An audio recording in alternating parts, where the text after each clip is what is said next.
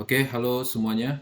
Di video kali ini kita akan mereview aplikasi kasir Sigma Speed ya. Coba kita ke aplikasinya dulu. Oke, tampilan login aplikasinya seperti ini. Nah, ini aplikasi versi beta ya, jadi belum, final ya, karena masih ada beberapa hal kosmetik yang perlu kita perbaiki. Tapi setidaknya fungsional dari aplikasi ini udah berjalan dengan baik gitu. Tapi, untuk bisa digunakan kita butuh beberapa waktu lagi, beberapa hari lagi untuk membereskan kosmetiknya. Kosmetik itu, nanti kita lihat ya beberapa kayak, ukuran font, lebar lebar dari sebuah tabel, warna, ya hal-hal yang, tidak fundamental tapi, berpengaruh ke kenyamanan penggunaan ya. Nah, sekarang kita review fungsionalnya dulu aja gitu. Nanti, kalau memang ada yang perlu direvisi, kita akan revisi. Kita coba login ya. Di sini, kita bisa login dengan akun, oke, Imam. Contoh ya, ini contoh akun, password-nya, oke. Nah, masuknya akan seperti ini. Nah, akun tadi adanya di mana, nanti kita lihat ya, ada panel adminnya. Sekarang kita akan demokan penggunaan, fungsional kasirnya dan juga akan demokan nanti, panel adminnya seperti apa ya. Nah, untuk fungsional kasirnya ini, kita udah tambahkan 2 buah produk yang nanti bisa dilihat di panel adminnya, 2 buah produk demo. Nah, yang sudah bisa diakses menggunakan ini, scanner ya, USB scanner-nya, oke. Nah, sekarang nih USB scanner-nya udah tertancap ke laptop saya menggunakan USB. Nah, kalau kita scan produk, barcode produk yang pertama, kita coba scan, ini produk yang pertama, oke. Dia akan nambah produknya di situ, ya. Jadi mekanismenya adalah, di search yang di atas itu, ya, yang di atas ini nih. Nah, dia akan mengetik mengetik, kode barcode kode barcode dari produk tersebut, ya. Jadi kalau misalkan produknya emang dari pabrik, biasanya udah ada barcode-nya. Tapi kalau emang bukan dari pabrik, nah nanti bisa kita generate, barcode-nya dan kita print sendiri gitu. Jadi kalau di-scan, dia akan nge-search di situ, oke. Kalau kita search-nya produk yang sama, coba kita search produk yang sama. Nah, yang akan nambah itu adalah kuantitinya, ya. Bisa dilihat di sini, di bagian sini nih ya, kuantitinya jadi nambah. Tapi kalau produknya berbeda, coba kita scan produk lain yang berbeda, karena kita udah punya 2 produk. Nah, dia akan nambah itemnya, gitu ya. Nah, dan otomatis subtotalnya udah dijumlahkan di sini. Kalau produknya 2, ya harga satuannya dikali 2 gitu. Dan juga di bagian totalnya juga udah dijumlahkan, gitu ya mekanismenya. Jadi kalau di-scan terus nih, ini produknya akan nambah terus ke bawah, oke. Nah, misal anggap transaksinya udah 2 item nih, 2 item, yang item pertama itu kuantitinya 2 juga gitu. Nah, kita akan menyelesaikan transaksinya misalkan. Nah, harus diisi dulu nih data-data lainnya. Seperti ini contoh kita isi dulu nama ya, nama pelanggan kita misalkan Bapak Joko gitu, oke.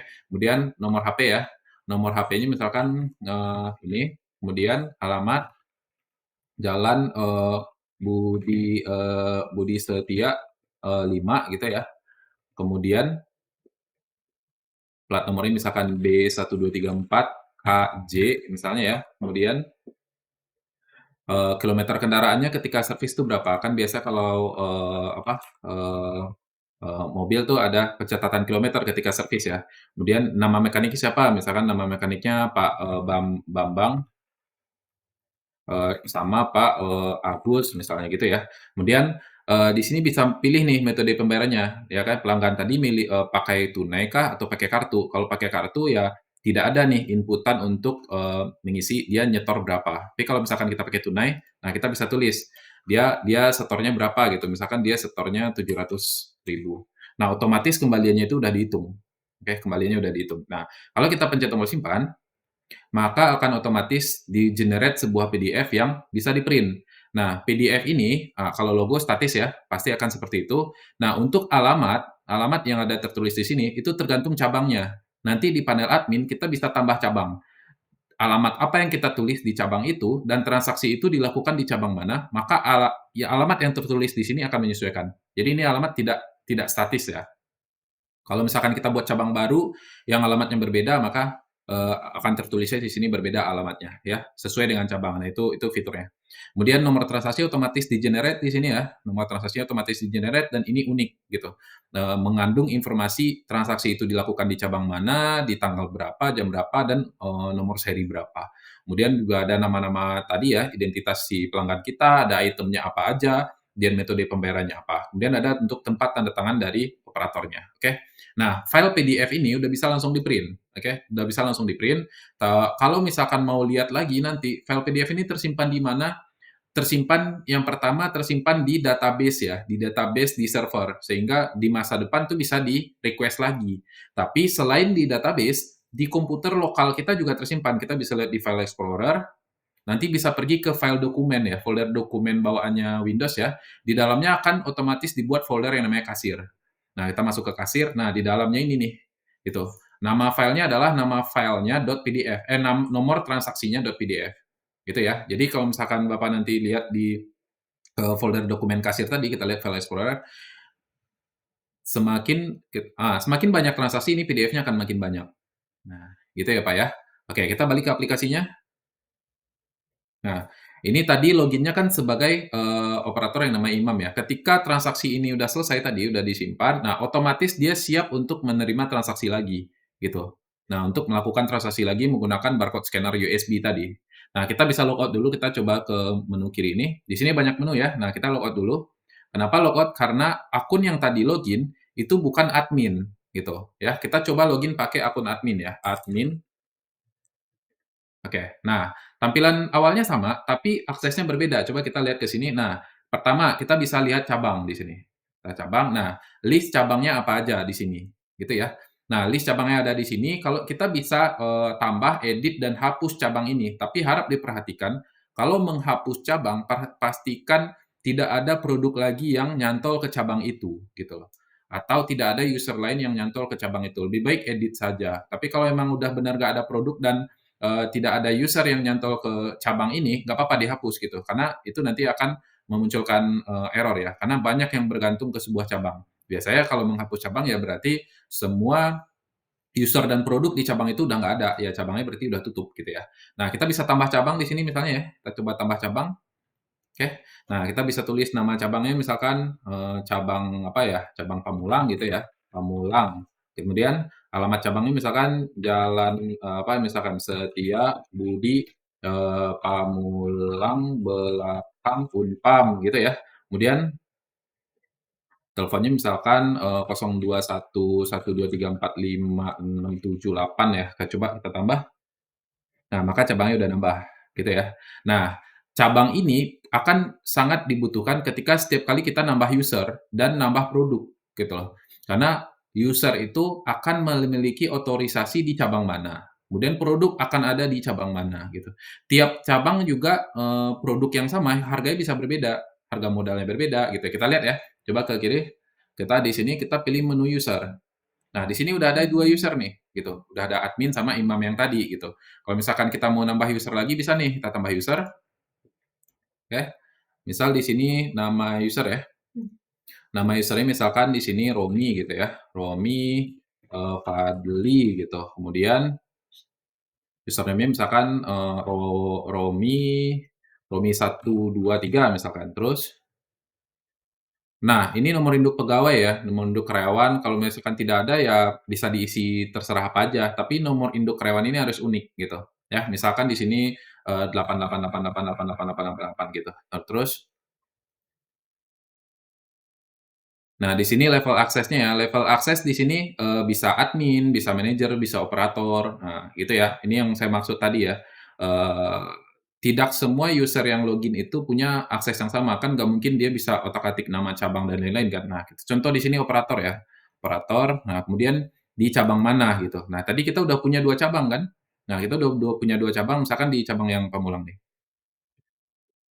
Oke, kita tambahkan, nah maka dia akan oh iya password dulu ya, konfirmasi password. Oke, kita tambahkan. Oke, udah nambah ya. Nah, sekarang udah punya 2 user nih, gitu loh. Kalau udah ada, admin, udah ada imam, udah ada romi. Itu ya untuk nambah usernya. Jadi, setiap user itu harus ditentukan dia akan bekerja di cabang mana dan, level aksesnya berapa. Nah, gitu ya. Kemudian kalau kita balik lagi ke menu-menu tadi, kita bisa tambahkan produk kategori di sini. Nah, ini produk kategori kan, apa, saya udah tambahkan di sini beberapa ya, kalau misalkan mau tambahkan tinggal tambahkan aja di sini. Nah, tambahkan misalkan kategorinya apa ya, misalkan, onder deal lah gitu, onder deal gitu, tinggal tambahkan aja. Nah, kategori-kategori ini nanti juga, diperlukan untuk menambahkan sebuah produk, karena produk itu ketika ditambahkan harus kasih tahu kategori produknya apa. Itu untuk mempermudahkan ketika mencari produk nantinya, gitu ya. Nah, harap diperhatikan ini bisa diedit ya, tapi kalau mau hapus harap diperhatikan, tidak ada produk lagi yang nyantol di kategori ini, gitu. Karena kalau misalkan, kategorinya dihapus, tapi produknya ada yang menggunakan kategori ini, nah itu kan nanti bakal munculkan error. Lebih baik diedit saja, gitu loh, namanya. Tapi kalau memang udah nggak ada benar-benar produk yang pakai kategori ini, nah silakan dihapus, gitu ya. Oke, lanjut kita ke produk. Nah, ini 2 produk yang tadi saya tambahkan contohnya, gitu ya. Nah, kita bisa edit nih produknya. Nah, di sini terlihat nih, dia tersedia di cabang mana gitu, ya, di cabang mana, nah tersedia di sini.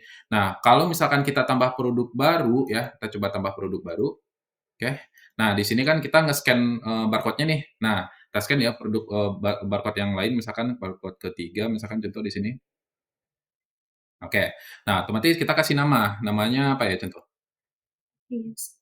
Nah, oke, misalkan di sini namanya itu Aki, Yuasa lah misalkan gitu ya, berapa ya, 48 volt, misalkan 10 ampere gitu, 10A gitu ya. Kemudian deskripsinya misalkan di sini, aki basah misalkan gitu ya, aki basah merek, Yuasa, pokoknya deskripsi lah di sini panjang-panjang ya, apapun lah berupa paragraf lah gitu ya. Habis itu nah, kategorinya ini tadi yang kita pilih ya.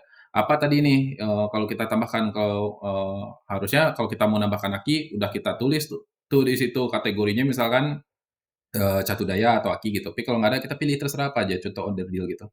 Oke, nah habis itu nah oke kita tambahkan coba. Oke. Nah ketika kita udah tambahkan di sini kan udah nambah nih. Hmm?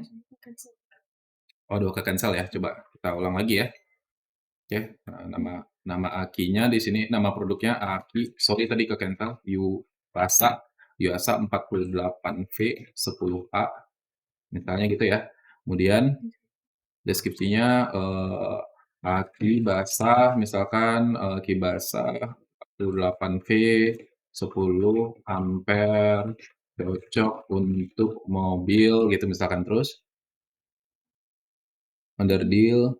Nah, udah nambah nih. Nah, tapi dia tersedia di cabang mana? Nggak ada gitu. Karena kita baru menambahkan produknya aja. Cabang kita kan nanti bakal banyak gitu. Ada 2 lah minimal gitu kan, ada 1. Nah, di tiap cabang kan bisa aja ini aki harga modalnya beda-beda gitu loh. Makanya baru kita klik di sini untuk tambahkan ke cabang tertentu ya. Kita tambahkan ke cabang tertentu. Nah, kita pilih dulu tuh, kita mau tambahkan ke cabang mana. Contoh ke Jati Bening. Kita tambahkan ke Jati Bening. Nah, kemudian stok tersedianya berapa nih di cabang Jati Bening, di cabang lain bisa beda nih, ya. Misalkan contoh stoknya 50 gitu. Setiap kali transaksi terjadi, stok ini akan otomatis berkurang, gitu ya. Kemudian harga modalnya misalkan ya, 500.000. Nah, terus harga jualnya misalkan, 550.000. Nah, kemudian diskon. Diskonnya mau berapa gitu. Kalau misalkan nggak ada diskon ya nol aja. Nah, harga jual dan harga modal ini tujuannya untuk apa? Nanti untuk rekapitulasi gitu. Rekapitulasi transaksi kita bisa lihat di cabang itu keuntungannya berapa gitu. Kita bisa lihat itu. Karena otomatis dihitung nanti di sini selisih jual dan belinya untung nggak gitu. Terus dalam sebulan itu transaksi untung berapa gitu ya. Oke, kita oke kan? Nah, dia akan otomatis tersedia di satu cabang gitu misalkan. Nah, satu cabang ini kalau kita klik, cabang apa itu? Nah, kita bisa tahu, oh cabangnya itu, gitu loh. Kalau misalkan kita mau tambahkan lagi produk yang sama di cabang yang berbeda, kita tinggal tambahin aja di sini. Nah, cabang satu lagi. Nah, karena tadi cabang Jati Bening udah kita, pilih, dia nggak bisa dipilih lagi tuh, udah nggak ada pilihannya cabang Jati Bening, harus cabang yang lain. Nah, oke. Kemudian stok ya. Nah, di stok yang cabang satu lagi misalkan stoknya ada 100 dia ngambil dari vendor yang berbeda misalkan, terus modalnya misalkan dia lebih rendah 400.000, terus jualnya misalkan dia sama 550 gitu ya. Nah, diskonnya misalkan dia kasih 0% juga, oke oke. Nah, dia akan tersedia di 2 cabang, kalau kita klik tersedia di cabang mana aja, ada di sini cabangnya, nah gitu ya. Jadi, di tiap cabang itu bisa modalnya berbeda, stoknya juga berbeda. Nah, terus kalau kita mau lihat di tiap-tiap cabang itu, apa aja produknya. Nah, kita lihat di sini. Kita masuk ke stok produk. Nah, di stok produk nih otomatis dia bakal milih, 1 cabang. Nah, kita lihat kan di sini, di cabang ini ada produk apa aja. Kalau kita mau lihat cabang lain, kita tinggal ganti aja di sini. Nah, cabangnya. Pilihan cabang ini ya tadi cabang yang kita tambahkan, gitu ya. Nah, kalau misalkan kita nambahkan 3 cabang, ya pilihannya di sini otomatis bakal 3 cabang di sini, gitu ya, sangat fleksibel ya. Nah, kemudian stok-stok di sini, oh stoknya udah mau habis nih, atau misalkan kita beli stok baru lagi, kita mau tambah stoknya, tinggal edit aja. Nih nih edit, ganti stoknya. Nah, misalkan ganti stoknya 200 gitu, simpan. Nah, otomatis akan ngupdate di database, stoknya jadi 200. Nah, gitu ya. Nah, nggak ngupdate ya? Oh ya, nanti kita perbaiki. Nah, ini ada bug dikit ya, update, stok nih nggak berfungsi. Nah, gitu ya. Kalau kita lihat ke drawer-nya lagi di sini, nah, di sini ada sebenarnya satu fitur lagi yang belum kita tambahkan, yaitu, histori transaksi ya, atau rekapitulasi data yang tadi saya sebutkan. Nanti di rekapitulasi itu, di menu itu, nanti bisa di-select, dalam seminggu kah, dalam sehari kah, dalam sebulan kah, itu, cabang mana itu, transaksinya apa aja yang terjadi. Nah, secara total untung berapa gitu. Nah, itu bisa dipilih nanti di rekapitulasi itu ya. Sekarang belum ada. Nah, ini yang saya maksud, beberapa hal yang, ini, versi beta. Sebagian besar hampir semua fungsional itu udah berfungsi dengan baik gitu. Nah, cuman ada beberapa kayak ukuran tabel ini gitu kan, kayak ukuran font ini kan belum belum terlalu rapi lah sebenarnya gitu. Jadi kita ada butuh beberapa waktu lagi lah untuk merapikan ini. Kita balik ke dashboard coba, mau ya? Nah, kalau di dashboard sih, rasanya udah aman ya, tapi kayak di admin-admin tadi itu ada beberapa fungsionalnya yang, bukan fungsional sih, ukuran lah, ukuran tabel, warna, lebar, nah itu yang belum terlalu rapi lah, itu mau kita rapikan dulu gitu ya. Oke, lebih kurang segitu ya update untuk, aplikasi kasir ya, Sigma Speed ini kalau logout, nah dia otomatis ke-login lagi di sini, ya. Nah, ini aplikasi kasir untuk bengkel Sigma Speed ya, multi cabang di sini mau berapapun jumlah cabangnya sebenarnya tidak ada menjadi masalah ya.